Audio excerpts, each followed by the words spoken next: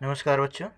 Vinayak intermediate college खजुराहोट Ayodhya के ई tutorial video में मैं देव मिश्रा एक बार फिर से आप सभी का स्वागत करता हूं।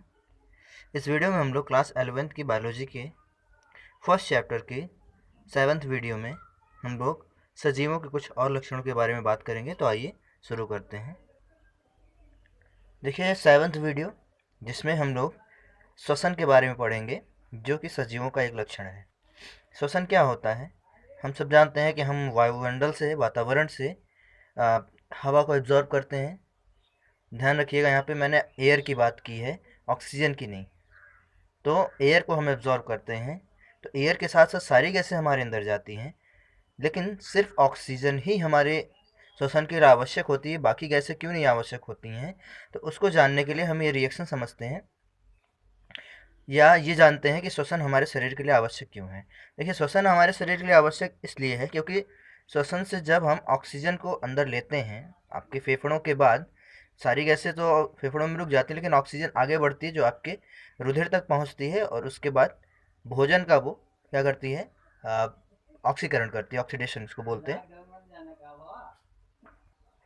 तो ये ग्लूकोज है, ग्लूकोज, और जिसका ऑक्सीकरण करते हैं, दहन होता है ऑक्सीजन की उपस्थिति में। तो कार्बन डाइऑक्साइड, जल और 673 किलो कैलोरी ऊर्जा प्राप्त होती है ऑक्सीश्वसन से। तो ऑक्सीश्वसन में ग्लूकोज का ऑक्सीकरण होता है, इसीलिए हमारे लिए श्वसन में ऑक्सीजन ही अंदर जाती है। बाकी सारी गैसें जो होती हैं फेफड़ों के बाद पुनः वो बाहर आ जाती हैं, जिसको एक्सपायरेशन बोलते हैं, जिसको बाह्य श्वसन एक्सपायरेशन ही बोलते हैं।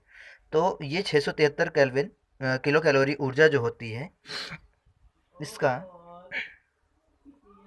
40% जो होता है वो तो हम उपयोग करते हैं एटीपी के फॉर्म में, ठीक है ना। और जो 60% ऊर्जा है वो ऊष्मा के फॉर्म में हमारे शरीर में, हमारे शरीर के टेम्परेचर को मेंटेन करने में यूज़ हो जाती है।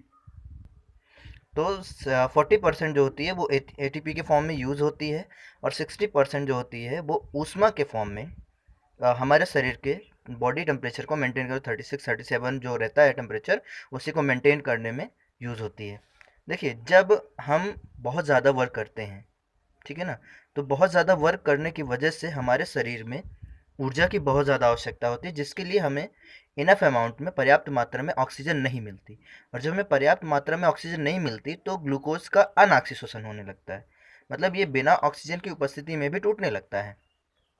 और जब ये बिना ऑक्सीजन की उपस्थिति में टूटता है तो उसका प्रोडक्ट जो होता है वो लैक्टिक अम्ल बनता है, और इससे बहुत ही कम मात्रा में, मतलब 28 किलो कैलोरी ऊर्जा ही मुक्त होती है। तो ये 28 किलो कैलोरी ऊर्जा तो बहुत कम है, जिससे हमारे शरीर की सारी क्रियाएं सुचारू रूप से नहीं चलेंगी, परंतु होती है, इतनी ही उत्पन्न होती है। अब हम जब अत्यधिक काम करते हैं तो हमें पता है कि हमें थकान लगती है। उस थकान का कारण क्या है कि हमारे मांसपेशियों में यही लैक्टिक अम्ल का जमा हो जाता है। और वो लैक्टिक अम्ल आता कहाँ है? जब हमारे शरीर में उत्पन्न भोजन का जब दहन होता है तो उससे ग्लूकोज बनता है, ग्लूकोज से लैक्टिक अम्ल का उत्पादन होता है, और ये लैक्टिक अम्ल जब मांसपेशियों में पहुंचता है तो इन्हीं की जमाव की वजह से हमें थकान महसूस होती है। तो ये श्वसन की हमारे शरीर में आवश्यकता थी।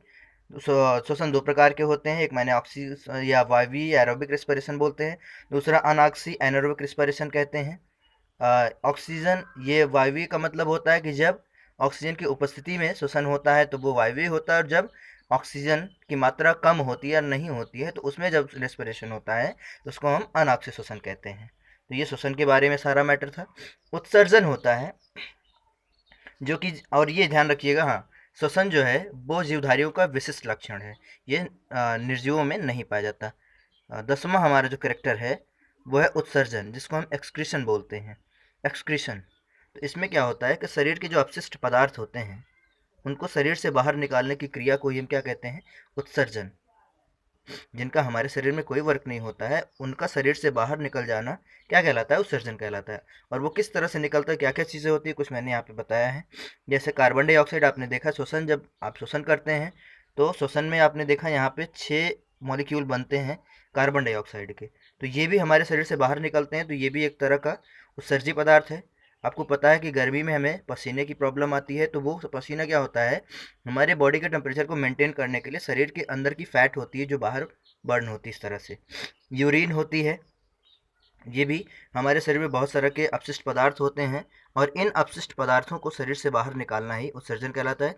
अगर ये अपशिष्ट पदार्थ हमारे शरीर से बाहर नहीं निकलेंगे तो ये विभिन्न तरह के रोग उत्पन्न करते हैं। तो इस तरह से उत्सर्जन जो है वो भी विशिष्ट लक्षण होता है सजीवों का।